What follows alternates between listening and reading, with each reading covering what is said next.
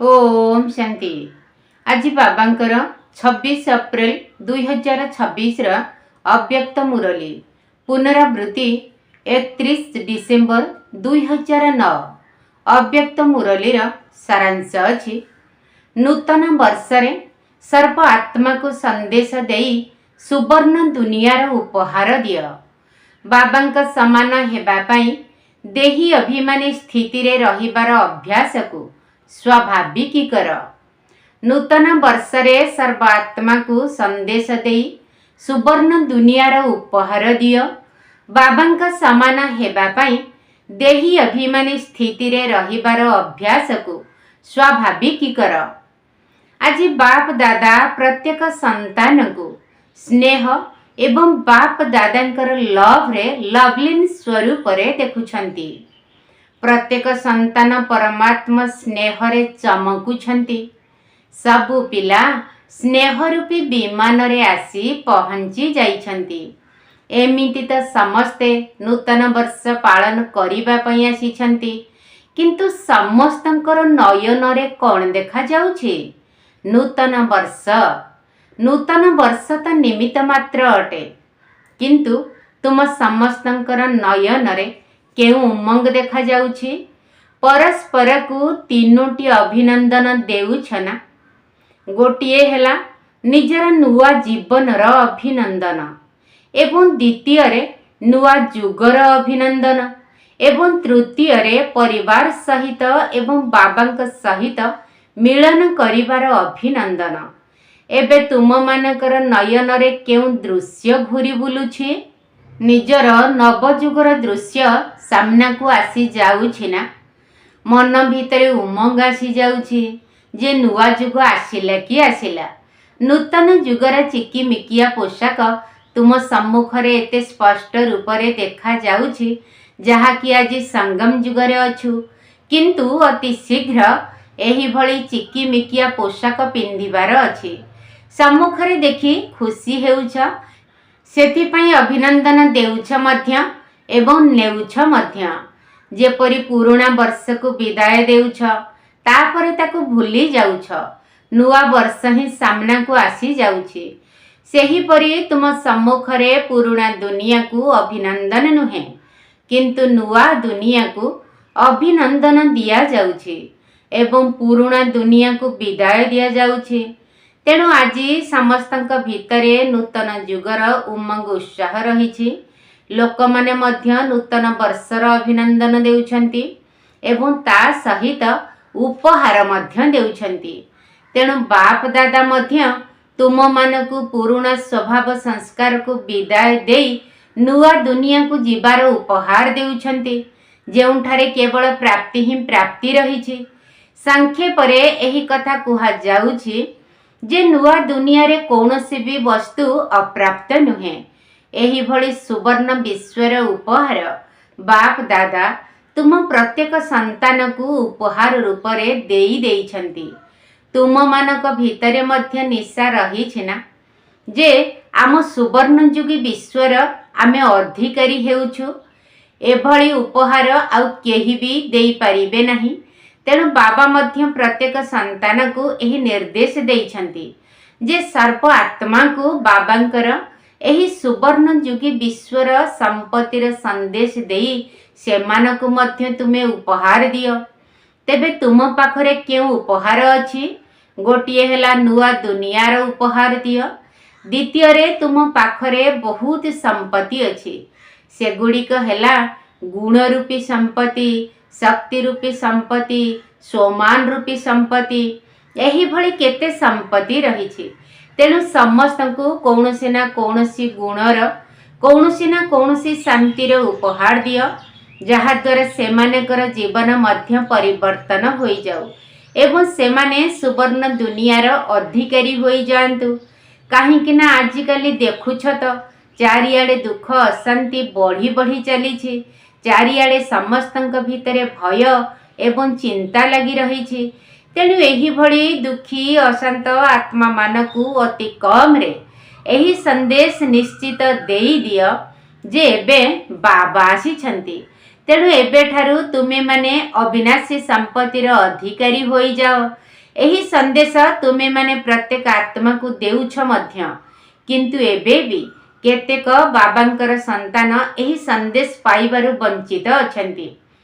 पुणी भी तुमे समस्ते गोटे बापार संतान अटना, तेणु निजर भाई भौणी को एही संदेश रूपी उपहार निश्चित दियो, केही जेपरि वंचित न रहु। सेवा मध्य करूछ। बाप दादा पिला मानकर सेवा को देखि खुशी अछंती, किंतु बाबांकर एही आशा रहिछि जे मोर कौनसी भी संतान संदेश पाइबारु वंचित न हेउ। एही अपवाद न देउ जे तुम मानकु सुवर्ण जुगी दुनियार उपहार मिलिला, किंतु आमकु जणा पड़िला नाही। आमर पिता आसीथिले, किंतु आमकु संदेश मिलिला नाही। सेथिपाई एही नूतन वर्षरे एही प्रचेष्टा कर, परस्पर मिसी योजना प्रस्तुत कर जे कौनसी भी कोण जेपरि रही न जाऊ। दोषारोप न करंतु, बरं खुशी हुअन्तु। सेमानकु जणा तो पड़ू जे आमर पिता आसीगलेणी, केही भी वंचित न रुहंतु। तेणु एही नूतन वर्षरे कौन करिब? परस्पर मिसी योजना कर। बाप दादा को सबु पिलांक उपरे दया आसुछि, तेणु तुम मानक मध्य तुमर भाई भौणी मानक प्रति एबे विशेष दयाशील तथा कल्याणकारी स्वरूप धारण करी समस्तंकु संदेश देबाकू हेब। अति कम रे एभली अपवाद केही तो न दियंतु। आज सबु पिला नुआ वर्ष पालन करिबार उमंग उत्साह रे आसी पहुंची जाइछंती। बाप दादा प्रत्येक संतान को देखि केउ गीत गाउछंती जानिछ ना? बाहा पिला माने बाहा जेउ माने प्रथम थर पई आसीछंती, सेमानकु मध्य बाप दादा कहउछंती जे तुमे माने भाग्यवान अट, जहा कि समयर समाप्ति पूर्वरु बाबांकर होई जाइछ। तेणु नुआ पिला मानकु बाप दादा पद्म गुणा भाग्यवान हेबार अभिनंदन देउछंती। आजिकाली बाप दादा गोटिए कथा सबु पिलांक भितरे देखिबाकू चाहुछंती। जानिछ ताहा कौन? जेपरि समस्तंक दिल भितरे उमंग उत्साह रहिछि, लक्ष्य मध्य रहिछि जे मु निश्चित बाबांक समान हेबी नुहे, निश्चित हेबी। तेबे जेउ भली लक्ष्य रखिछ सही भली लक्षण मध्य बाप दादा एबे देखिबाकू चाहुछंती। जेपरि समान हेबार लक्ष्य रखिछ सही परि समान हेबार लक्षण मध्य रहु। एबे लक्ष्य तो बहुत उच्च रखिछ, किंतु लक्षण उपरे विशेष ध्यान देबाकू हेब। समान हेबार लक्ष्य जेते बड़, लक्षण मध्य सेतिकी बड़ हेबा दरकार।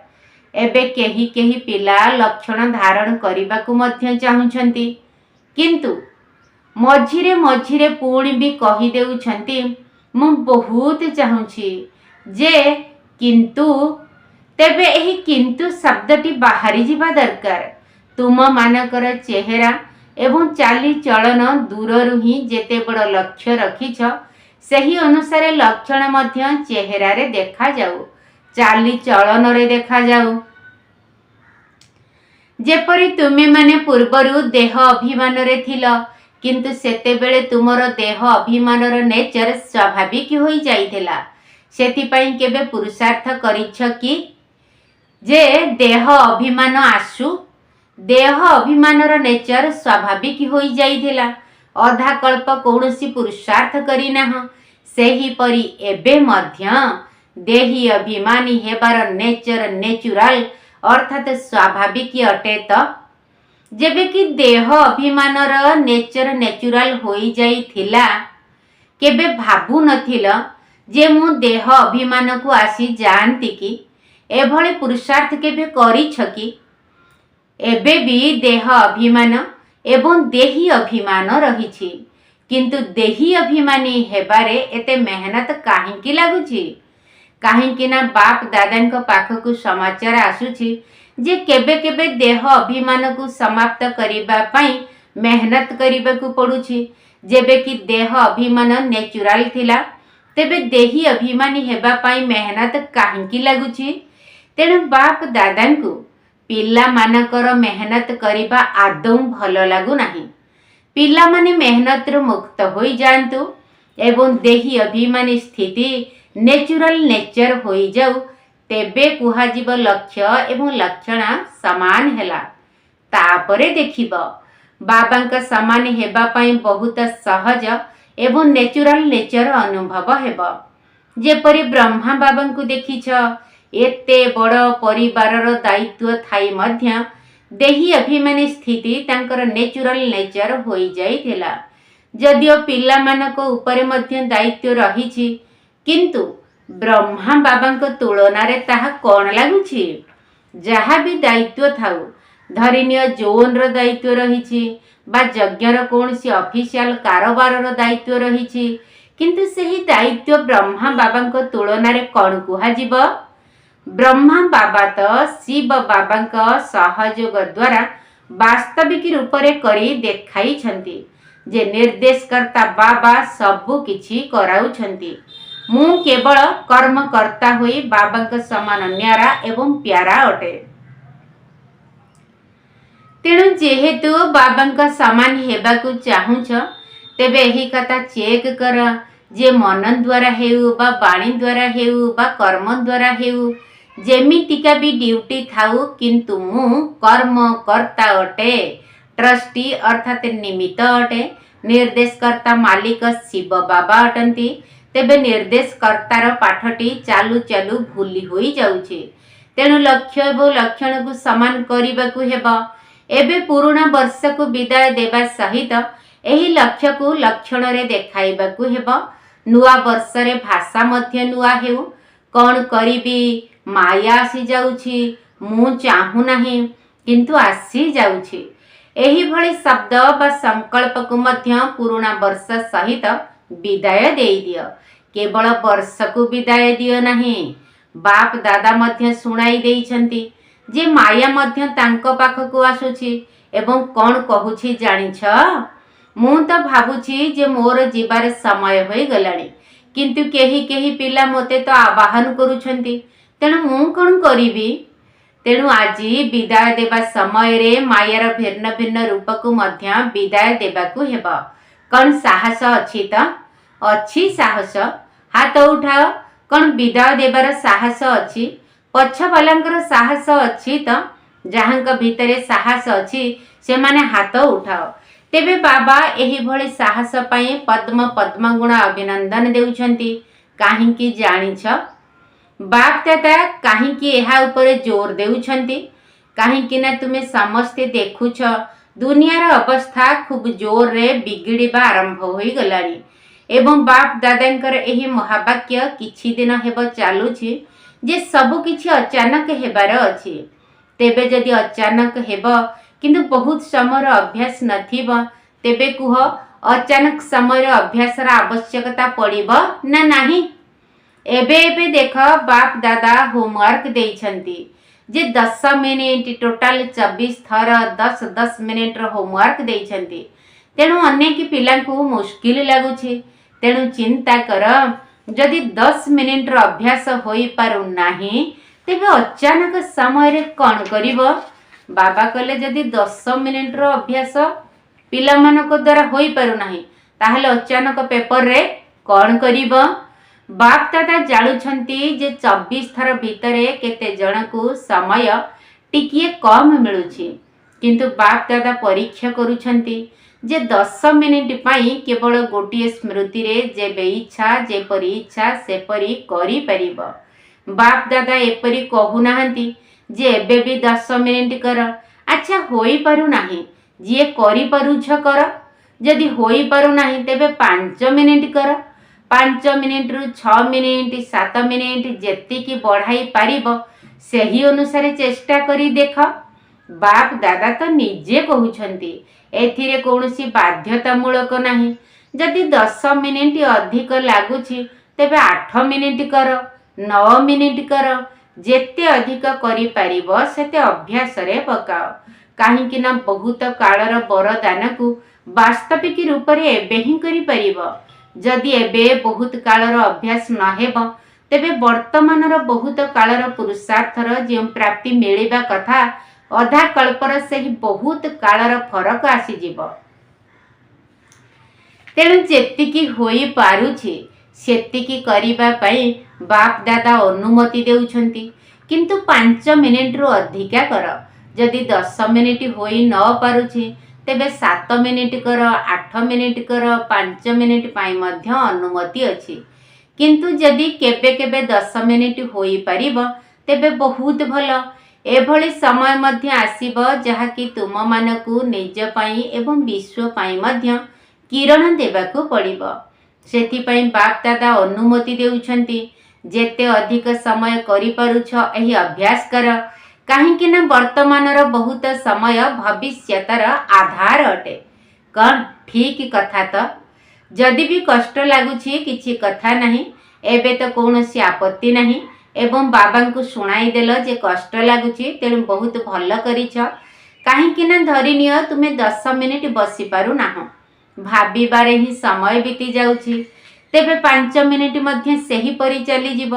ସେଥିପାଇଁ ବାପ ଦାଦା କହୁଛନ୍ତି ଅତି କମରେ 5 ମିନିଟରୁ କମ୍ କରିବାର ନାହିଁ, ବରଂ ଯେତେ ବଢ଼ାଇ ପାରିବ ବଢ଼ାଅ। ଠିକ୍ ଅଛି ତ? ସ୍ପଷ୍ଟ ଭାବରେ ବୁଝିଗଲ ତ? କାହିଁକି ନା ବାପ ଦାଦା ସମସ୍ତଙ୍କୁ ବହୁତ ଶ୍ରେଷ୍ଠ ସ୍ୱରୂପରେ ଦେଖୁଛନ୍ତି। ଏହାର ଚିହ୍ନ ହେଲା ବାପ ଦାଦା ପ୍ରତ୍ୟେକ ସନ୍ତାନକୁ କେତେ ସବୁ ସ୍ୱମାନ ଦେଇଛନ୍ତି। ଯଦି ସେହି ସ୍ୱମାନ ଗୁଡ଼ିକର ଲିଷ୍ଟ ବାହାର କରିବ ତେବେ କେତେ ବଡ଼ ହୋଇଯିବ।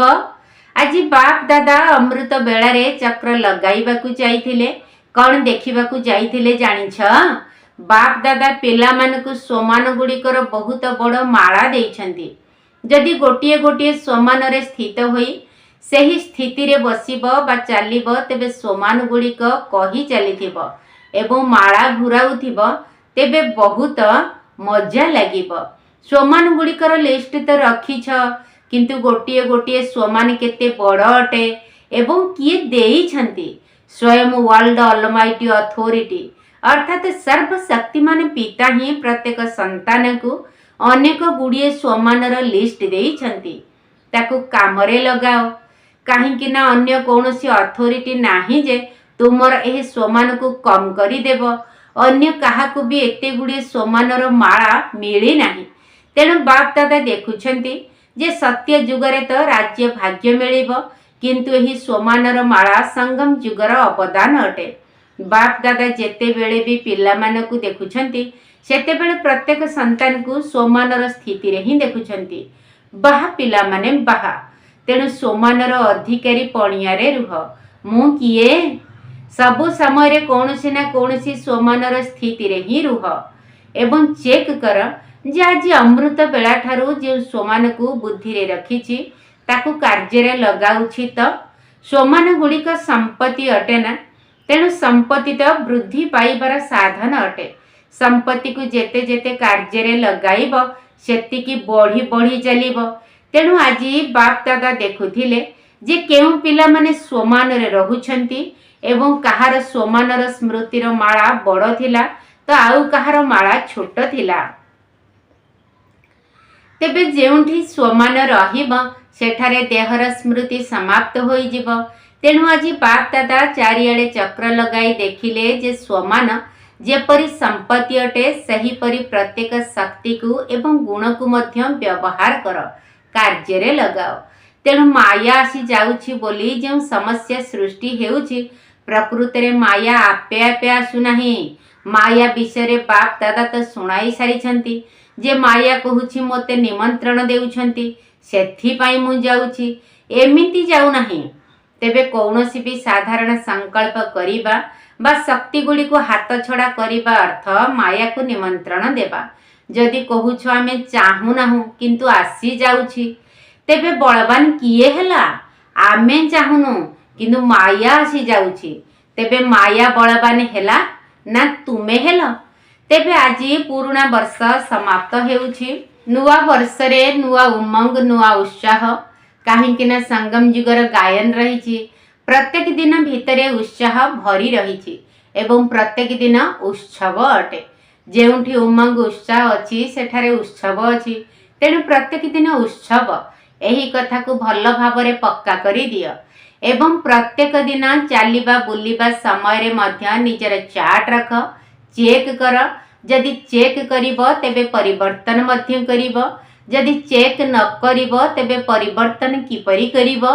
आज नूतन वर्ष उपलक्षे बाप दादांकर विशेष करी एही संकल्प रही जे प्रत्येक संतान जेपरी आज पुराणा वर्ष को विदाय देउछ सेहीपरि माया को मध्य विदाय देई दियो, व्यर्थ संकल्प को मध्य विदाय देई दियो। काहेकि ना अधिकांश क्षेत्र रे देखा जाउछि जे व्यर्थ संकल्प बहुत आसुछि, विकारी संकल्प कम अछि, किंतु जेउ गुड़िक व्यर्थ संकल्प रूप रे आसुछि तार चिन्ह वर्ण समाप्त होई जाऊ। प्रत्येक संकल्प समर्थ हेउ, व्यर्थ न हेउ। काहेकि ना व्यर्थ संकल्प रे केवल संकल्प चले नहीं, किंतु समय मध्य व्यर्थ रे नष्ट हुए एवं बाबांग समान हेबा पाई मध्य अधिक समय लागि थाए। तेबे तुम मानकर इच्छा तो अछि ना समान हेबा पाई, सेति पाई तो हाथ उठाइछ, किंतु बाप दादा सबु बेले कहउछंती मनर हाथ उठाओ। बाबा कौन चाहुचंती जे बाप दादा सबु बेले कहउछंती मनर हाथ उठाओ। शरीरर हाथ उठाइबा तो सहज अटे ना, तेणु विदाय देवार साहस अछि तो साहस हाथ उठाओ। अच्छा समस्ते साहसी अट, तेबे एही साहस को सर्वदा कायम रखि थाओ। जदि साहस रखिब तेबे तुमे माने जो लक्ष्य रखिछ ताहा सफल निश्चित हेब। काहेकि ना बाप दादा मध्य साथी रे अछंती। बाप दादा चाहुछंती जे मोर कौनसी संतान पछरे न रहु, बाबांको हाथ रे हाथ देई चालू थाउ। शिव बाबा तो निराकार अटंती, तेणु तांकर तो हाथ नहीं, किंतु श्रीमत ही तांकर हाथ। श्रीमत अनुसार प्रत्येक पाद पकाइबा अर्थ हाथ रे हाथ देई चलिबा। तेणु समस्तंकु नुआ वर्षर, नुआ जीवनर एवं नुआ जुगर तीनोटी जाकर पद्मा पद्म गुणा अभिनंदन अभिनंदन अभिनंदन। अच्छा एबे चारियाडर देश विदेशर प्रत्येक बाबांकर प्रिय, बाबांकर गेल्हा एवं बाबांकर सिकिलधे पिला मानकु विदाई एवं बधाई अर्थात अभिनंदन।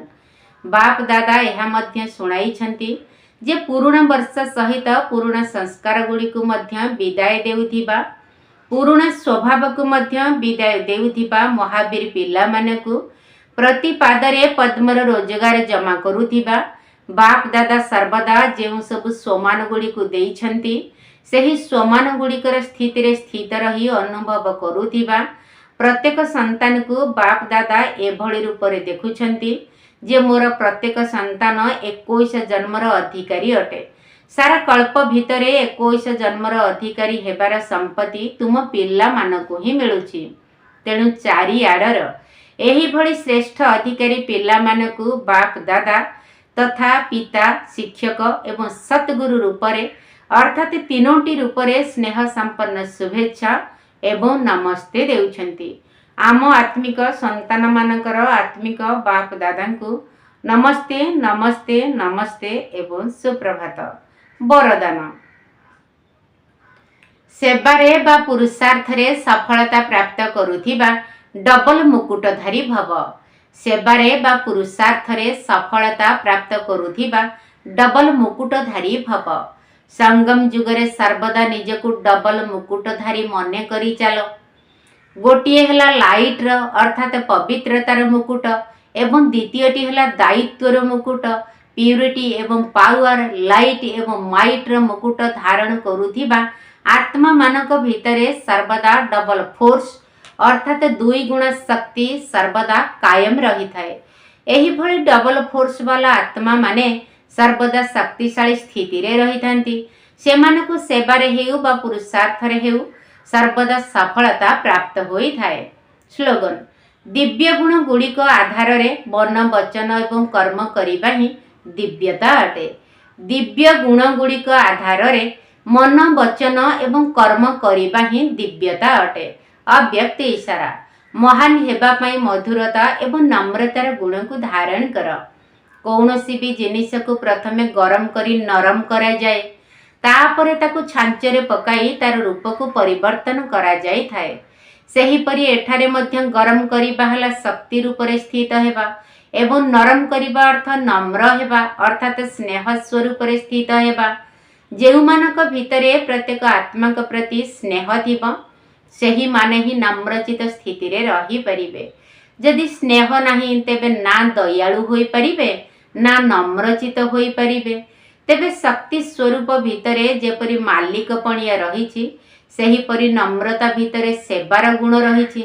ତେଣୁ ଯେତେବେଳେ ଏହିଭଳି ନମ୍ରତା ଏବଂ ଉଷ୍ମତା ଗରମ ଦୁଇଟି ଯାକ ସ୍ଥିତି କାୟମ ରହିବ, ସେତେବେଳେ ହିଁ ସବୁ କଥାରେ ମୋଲ୍ଡ ହୋଇପାରିବ, ଅର୍ଥାତ୍ ନିଜକୁ ଖାପ ଖୁଆଇ ଚଲାଇ ପାରିବ।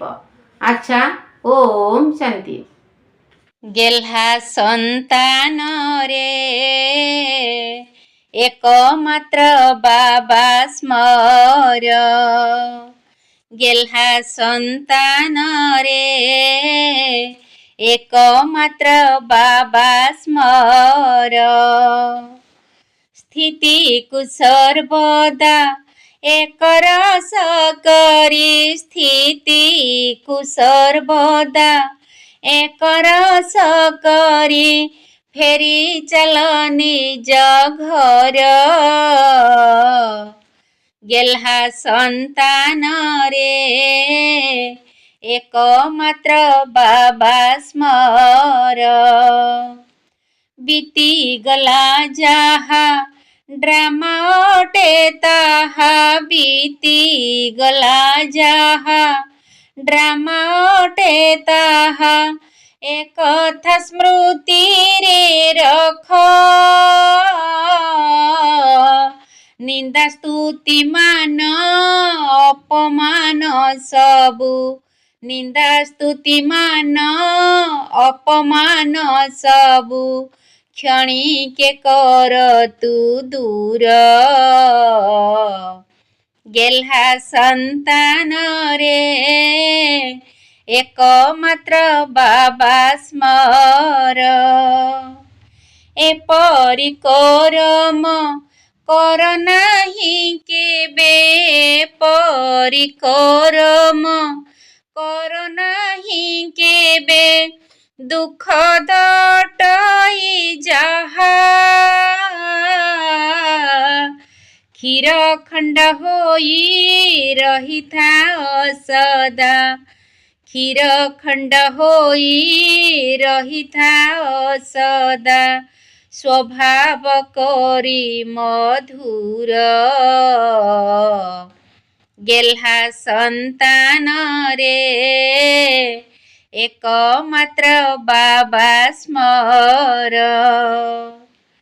ଶିବ ବାବା ନିଜେ ପଢ଼ାଉଅଛନ୍ତି, ଶିବ ବାବା ନିଜେ ପଢ଼ାଉଅଛନ୍ତି, ବୁଦ୍ଧିରେ ସର୍ବଦା ରଖ।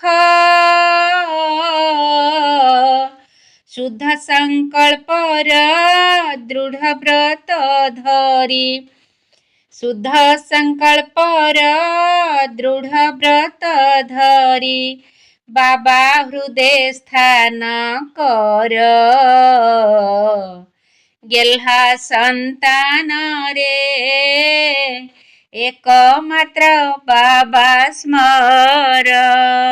ବାବାର ମହିମା କରୁଥାଅ ନୀତି, ବାବାର ମହିମା କରୁଥାଅ ନୀତି, ଦେହଧାରୀ ଚିନ୍ତା ଛାଡ଼। ସରବଶକ୍ତି ସାଥିରେ ରଖି ତୁ, ସରବଶକ୍ତି ସାଥିରେ ରଖି ତୁ, ସଫଳତା ଲାଭ କର। ଗେହ୍ଲା ସନ୍ତାନରେ ଏକମାତ୍ର ବାବା ସ୍ମର।